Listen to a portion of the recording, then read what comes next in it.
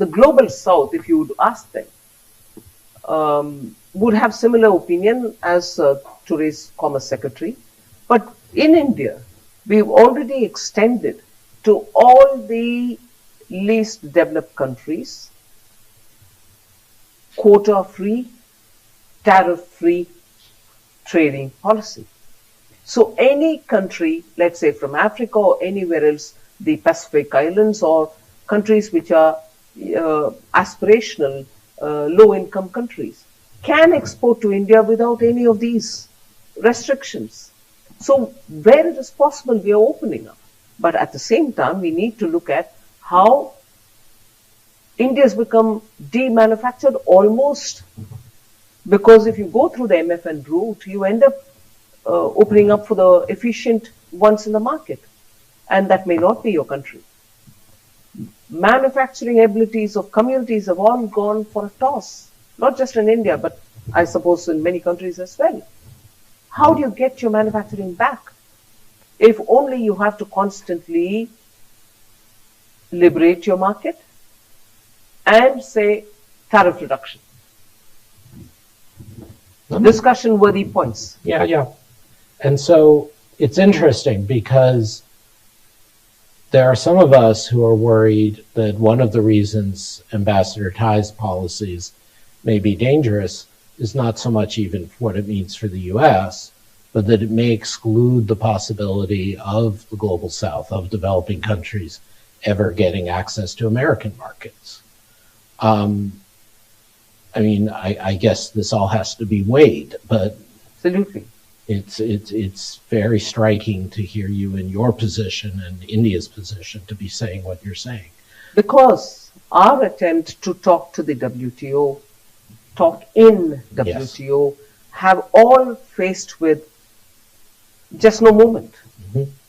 The other classic example, which is in the minds of many of the emerging market countries, is the electronics and yes, the electronic transmission related right wall, which exists. That's in my notes. Yes, please. Right. Isn't it since 1998, all of us are sitting and watching that you can't do anything on the customs route for so much that is happening in the electronics business? It's hitting the kind of countries very differently. Since 1998, there's never been a need for reviewing it. All that I'm asking is that. And why wouldn't every ministerial conference which happens, MC1, MC12, MC10, whatever, ever take up this for discussion? It doesn't take. Mandatorily, the moratorium continues. So it shouldn't be difficult for you to appreciate. I go back to your observation. So when countries will have to speak at the WTO, it has to be on very many issues on which decision has not happened for over decades. Since 98 to today, hasn't the electronic transmission business, transaction business, trading business evolved? Shouldn't there be a change in the policy of WTO in terms of that their moratorium should continue? A moratorium in 98 and a moratorium today on electronics when the world has moved so much on the digital. It is that which I like to question. It's not to say that, we have to reverse the benefits of globalization. It is more to say, make globalization more transparent. In that context, obviously, there's a whole set of issues regarding the proposed Indo-Pacific economic framework. And I very much want to hear your views on that. But just moving from your last comment, Minister, the U.S. government, the Biden administration, I believe has some very strong aspirations in this electronic and digital flows for IPEF as well. So leaving aside the WTO agreement of 98, how do you see this playing out in IPEF? Will the U.S. heed and hear more than the WTO did on this topic? Well, before I answer this particular aspect of the IPEF, I would like to draw the attention that for IPEF, the moment it was discussed, and it was put across. India was one of the first countries to readily come on board onto 3 of the 4 pillars. We were very happy to come on board saying this is going to help in getting together so many countries in the Indo-Pacific area, because this is very important, and together, in all probability, if my data is right, more than 40% of the global trading communities and the markets would be covered under this. So we are enthusiastic about IPEF. We would want to progress with it. On this issue of electronic transmission, we'll certainly have to sit and work with. I would want to take the example of the global taxation, which became a part of the G20, yet to be ratified by some. We were one of the earliest to agree with Secretary Yellen at that time, in 2022, I would think, on the global taxation for the digital marketing which happens. 1998 was the first through WTO. Now we are talking under the IPEF. But in between, just a few years ago, only 2 years ago, did we talk about the global taxation, where large marketing MNCs were doing business across the world. They were generating profit in one jurisdiction, but were registered in a different jurisdiction. Where would you tax them? All of us agreed that they're being taxed in in fact, they're not being taxed in both the places. Double taxation avoidance. It wasn't happening in both places. So as a result, the 2-pillar solution, which came up with the taxation framework, we had agreed to it. So as regards how we would handle electronic transmission under the IPEF, you can see that there is one step taken forward, and a big step at that, in the G20. So here too, if we sit together and all the minds are put together thinking about it, I'm sure solutions can emerge. So since you have taken up in the broader context, this is a great opportunity to ask you more about your vision going forward for IPEF. The pillars that you mentioned that, as you say, India was one of the first to stand up and support, so far to analysts like us at the Peterson Institute have not yielded very much. What do you see as a practical agenda going forward for IPEF? Is there anything India would like to come out of this beyond just the association of like-minded countries? Well, you're right. I would like to see a greater substantive discussion on all the 3 pillars in which we are, and of course the 4th pillar for all others as well who have come on board in the 1st pillar, which is trade, I think. Right. So, yes, more needs to be done. More needs to be done substantially. There has to be greater involvement of all those who subscribe to it to sit and talk about it. The sooner we see tangible results, greater the benefit for all of us, especially when the global churn is happening on trade, I would think. So a common thread you mentioned earlier, again, I'm just checking my notes, I apologize, the phased manufacturing program and then the other efforts as well as your opening up to developing countries, and just the way that India is poised to starting to be even more important in global value chains. And then there's IPEF. And both of these, to be frank, are seen in Washington as ways of rerouting the global economy away from China.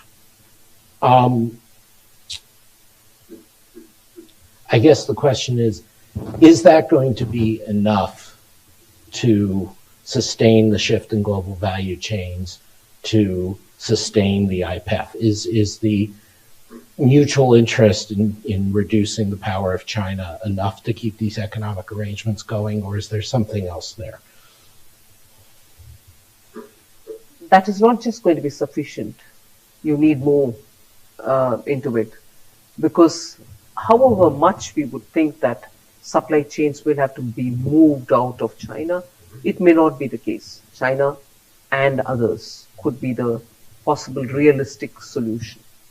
So even as China is opening up back again after the zero tolerance and everything else, I would still think there would be a lot of investment interests and also manufacturing interests going back to China or restoring themselves in China. So it will be unrealistic to think everything is going to get out of China. But yet, the shock that had happened in terms of disruptions in supply chain justifies more than one location.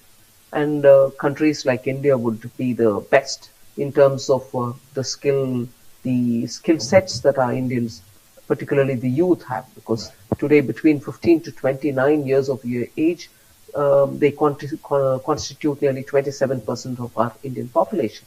So you have every reason to come there and invest, and also a captive domestic market as well. I'm sure there are other countries which are pitching in with the same kind of tone, Vietnam or Indonesia or countries like that. It just sends the very strong message which I would think the world didn't notice earlier or didn't want to choose earlier. And that is spreading your resource basket or supply chain is a far more prudent way of continuing in business. However much the cost complications make it difficult in other places, and the cost benefit makes it possible to concentrate in one jurisdiction. As we mentioned earlier, we're coming out of India's G20 leadership, in which you played a key role. There are so many different organizations. What do you see as the successes of India's chairing the G20, given the fact that there's obviously a division in the group due to Russia's invasion of Ukraine? And what do you hope your successors in the next couple of years can take forward in the G20? Well, I hope India holding the presidency at this. Sorry, I said chair. I should have said presidency. I apologize. So India being the president of G20 at this challenging time itself, for me, is a great opportunity for India to prove and to work towards bringing all countries together on substantive issues. There still can be one or two on which you're not able to get consensus.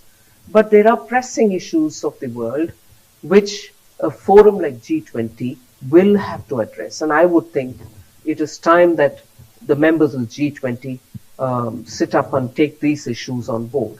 And one of it is the debt distress which is going on among countries which we thought till recently were middle-income countries. Not to speak of the low-income countries, which are definitely facing critical challenges. But the rate of collapse of the middle-income countries, one or two of them stand out as examples, because of the debt distress needs to be addressed and addressed in time. And in this, the multilateral development institutions, I'm glad, are now speeding up and coming up with solutions for these countries to get back on their feet. But the delays till now, during the pandemic, it's excusable. But even before the pandemic, 3, 4, 5 years sometimes for countries to get resolution from IMF or be able to sit up and say we have some alternatives is not good enough. And I'm glad today the IMF and the World Bank are all looking at it with a lot more positive open-mindedness. So India's presidency, therefore, at this time to look at institutional reform, to make them 21st century ready, to make them ready for meeting situations such as pandemic. For instance, World Health Organization, not the discussion point for G20, but earlier, a high-level committee was appointed just to make sure that any future pandemic, God forbid, we shouldn't have one, but then any future pandemic does not have the same pressing issues as we had in 2020. Not enough resources, not quickly dispersing them, and so on. So the high-level committee came up with suggestions and formulations with which funds have to be raised, they have to be located within the WHO, but at least be ready to address such issues. Because by the time the vaccinations could reach the African nations, for instance. In many cases, it didn't even reach. It was rather too late by the time it could reach. And there were countries which were willing to share, but there were many others who were not willing to share even vaccines. So these are issues which we as the G20 presidency are happy to be able to work together with countries and get them onto the center stage so that solutions can be arrived at. Similarly, there are other very pressing issues such as cryptocurrencies. We've seen so many collapses, such shocking developments in the crypto world. Even that requires the G20 to give its time. We are pressing with some kind of a proposal. The IMF is giving a paper, the FSB is giving a paper. Again, India presidency taking that on board and taking up the cause of a common framework with which all countries can deal with this matter. We are not expecting them to agree to it, but at least discuss it, IMF and FSB's papers. So there are so many different such agenda with which India's presidency will put forward our own proposal, but also carry forward some of those which, say, the Italian presidency had, Japanese presidency had, in terms of building smart urban infrastructure, quality urban infrastructure. So we are carrying forward some of the agenda of the earlier presidencies, setting our own issues on the table, and future presidencies will work together with them. But I'll finish this with this one last line. From the last presidency, Indonesia, ours now, and then Brazil and so on, you will have emerging market countries being the president of G20, at least in 3 consequent terms. And I hope this will bring more of the emerging market views and also the voice of the South onto the table of G20, which we hope we are able to bring on now. If I could follow up on that, one place where, at least in my understanding, the Indian presidency has been key is on the debt issues you started with. I believe Sri Lanka's somewhat restructuring is in part thanks to India's leadership. In Washington, there is constant discussion of the idea that the US and China are very far apart on debt issues, that China doesn't have the same transparency or possibilities for restructuring that Paris Club debtors do. Should we expect any progress on this by the end of the spring meetings, that on the debt issues, whether through India's leadership or through the G20 or through the IMF? Do you have hope for some progress in this dispute? Yes, I have hope for some movement forward, because not just the India presidency of the G20, but both the IMF and the World Bank themselves are also holding a global sovereign debt round table. An initial round table discussion happened in Bengaluru, where the first G20 finance ministers meeting took place in February this year. There will be one now as well. And this initiative, all stakeholders in the debt issue, sovereign creditors, also private creditors and multilateral institutions are all going to be present. And I would think, therefore, the G20 presidency addressing debt-related issues, the IMF and World Bank themselves holding the round table on the global sovereign debt, will all create enough discussion and the sharing of information that they, I think, even after the spring meeting and hopefully after that in every other meeting as well, this issue will be taken forward, and I hope to have some positive movements. One issue, you've been very generous with your time, Minister, and I'm very aware that you'll have a next appointment. But let me try to get in another couple questions, if I may. One issue we haven't spoken about so far today is issues of climate and decarbonization. There again, there is very different voices, south and north, so to speak, as well as east and west. we're looking at a potential where Europe and the US may be putting so-called carbon border adjustment mechanisms on forms of tariffs or other barriers for exports from countries that are not meeting their vision of the targets.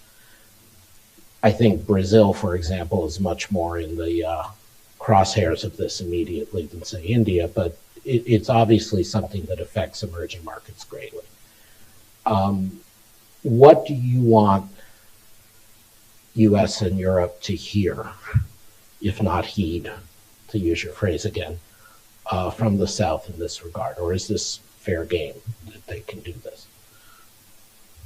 Well, I certainly have some things which I'd love them to hear.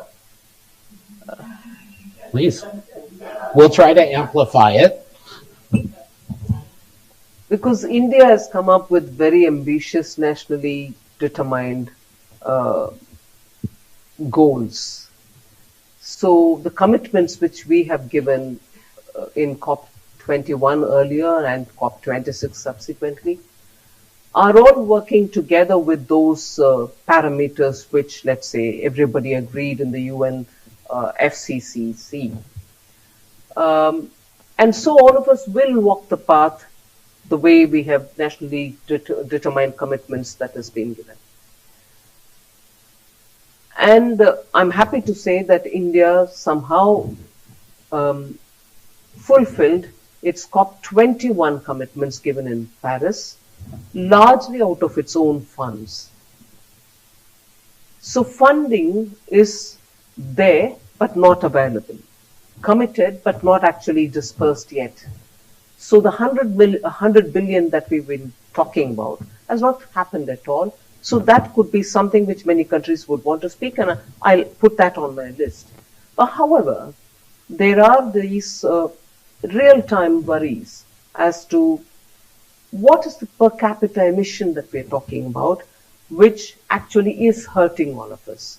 Is per capita emission going in favor of XYZ countries, or is it going against some other country? Isn't there some kind of an element of justice which is inbuilt when you're talking about per capita emission? And also this morning when we were talking about things, there was this discussion about stock and flow of emissions. So there are even today very learned view on what exactly is emission and how much is happening from where. And is it got to be only today's, or is it got to be from the time Industrial Revolution 1.0 happened? So there are still certain, pain points which have to be addressed. Also worrying for me, even as we plan our nationally determined commitments to be fulfilled, is the way in which an all-encompassing, but doesn't appear so much in front of you, instruments through which, tools through which countries are going to be questioned or bound by certain expectations, such as when you're funding development projects. For countries like India, I can't speak for many others, but I'll speak for my own, where we are proving repeatedly that we are complying with the expectations and the commitments given by us. If funding for developmental activities come with inbuilt conditions, saying unless you use this element of, let us say, steel, or this element of cement, or you get this particular machine to do it for you, this fund will not be able to help your developmental goals. Now, this is going to be the potential friction point, because the reverse of it, if you notice, and I'm placing it completely, if you may allow me to say this, brazenly. I'm putting my case forward about how my developmental funding is going to be now coming and picking on items, or cherry picking, saying I'll fund this, but I'll not fund that, as opposed to the way in which the border adjustment tariff that you're talking about, which Europe is probably coming up. I take the example of steel. any non-green steel coming into Europe is going to be put on with or burdened with a higher customs duty to make up for the fact that it is not a green steel, it is a dirty steel, but yet we'll buy the dirty steel if you pay more. And why do we do that? Because we have dirty steel, which has now got to become clean steel, but for the cost, I need this money which is coming from the border adjustment tax. I'm sorry to speak like an activist, but that's how it looks. So my non-green steel is okay for you as long as I'm paying extra.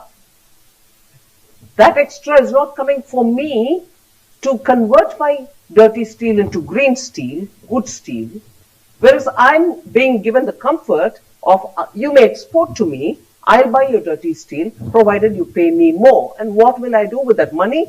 I'll convert my green steel my dirty steel to green steel, and post that thing for people to come together, as you describe, in a time of crisis. Do you think this will have continuing benefits going forward for India? Yes, most certainly, because we've seen even in the troubled times, just as we were coming out, recovering, and then you also had the support of the extensive campaign on vaccination.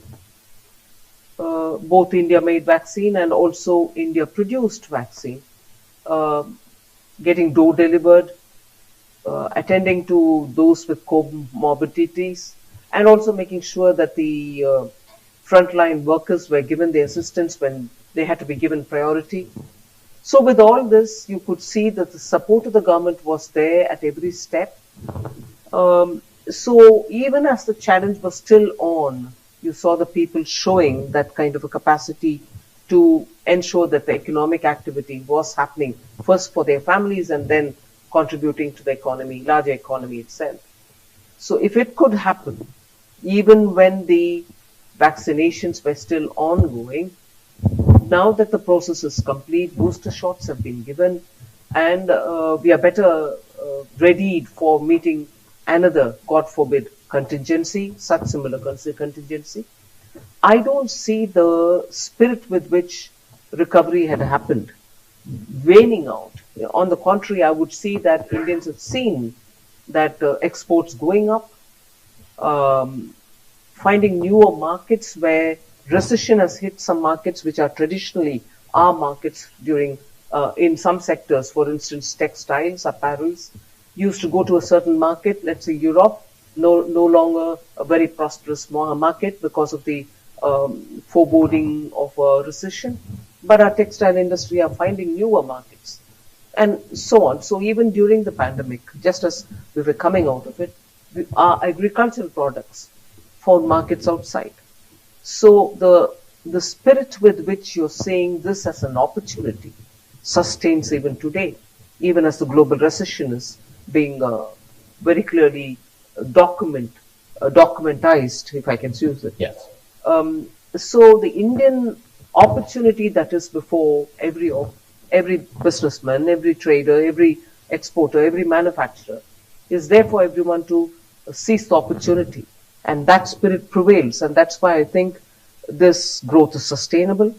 This desire to want to expand is sustainable. And that itself will further trigger growth. There are so many topics for which India in itself is, of course, important in its own terms, but also the ideas you're talking about. Let me start down one of them, which is the openness of the world economy. You talked about export growth and opportunities being grabbed by your entrepreneurs. There is a lot of discussion in Washington and elsewhere about efforts at deglobalization, U.S. disengagement from China, stalling at the WTO, and so on. How do you see the picture for Indian business in the global markets? Are you concerned about the trading system, or do you think that that's overblown? How do you see this set of opportunities? Are they closing or opening? There are two ways of looking at it if you're sitting in India and watching how this is playing out. First, I think for a very long time, India's attempts to make sure our manufacturing sector grows, we have a big play. We also don't import final consumer goods, which we are capable of manufacturing. However, when you have price discrepancies or price competitiveness affecting your purchasing decisions, you end up buying those which you can produce because they come at a far more cheaper rate. So Indians have always had this difficulty in having to come back to producing certain things which are your day-to-day domestic necessities, but you're unable to produce because you find cheaper imports coming of the very same requirement. But now we've seen that there is an opportunity which lies. One, from the consumer point of view, that even within India there's enough purchasing power, and many of these goods which can be produced in India will have a definitive large consumer base within the country. So catering to the domestic market itself has become now attractive for many of those producers who wouldn't have produced such things which were otherwise available for cheap from outside. Two, the phased manufacturing programs that we have come up with have identified several such goods, which at the first stage we would gradually incentivize for producing and selling within India, then move over to a higher level of sophistication in the making of such goods. So the domestic market itself is available for you to produce. Gradually stop imports of such things which you can produce yourselves. Whilst this is one side of the story, the other side is where you need to have value chains come to India, come and produce in India, not just for India, but to export from India, for which again we have come up with a production-linked incentive schemes, particularly in 13 such areas which are priority sectors, sunrise sectors, where India didn't produce at all earlier. By doing that, we hope to have production of many of these large bulk manufactured goods which can go from India abroad to meet demands which exist outside, and also of course to meet domestic. The mobile manufacturing is a classic example. The PLI helped it. India's mobile manufacturing capacity in 2014 was almost nil. It didn't exist at all. Between 2014 and today, we are one of the second largest exporters of manufactured telephones, mobile phones, not telephones. Right. So you're able to see that production-linked incentive schemes for 13 such sectors, inclusive of semiconductors, are bringing in global value chains into India, not just for manufacturing for India, but largely for exporting as well. On the other hand, you have incentivized production through a phased incentivized program, so that goods which are largely consumed in India are going to be manufactured in India, despite a very, very predatory pricing which prevails in some export countries, in some export markets. So we are stopping that by giving the phased manufacturing, and we are incentivizing through the PLI. You have spoken in the past, and obviously it's a signal policy of yours, about the phased manufacturing program.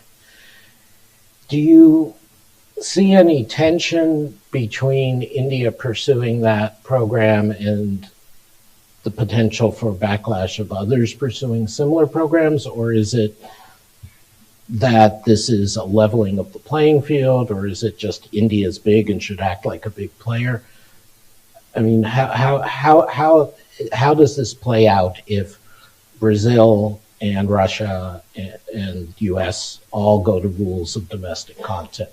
I don't think there's a one-point answer for this. Mm-hmm. It's going to have to be calibrated to include all these challenges, mm-hmm. even as you want to incentivize India's own production. There can always be some collateral, but it has to be very smartly tailored to make sure that India's unique demands can be met by your own manufacturing.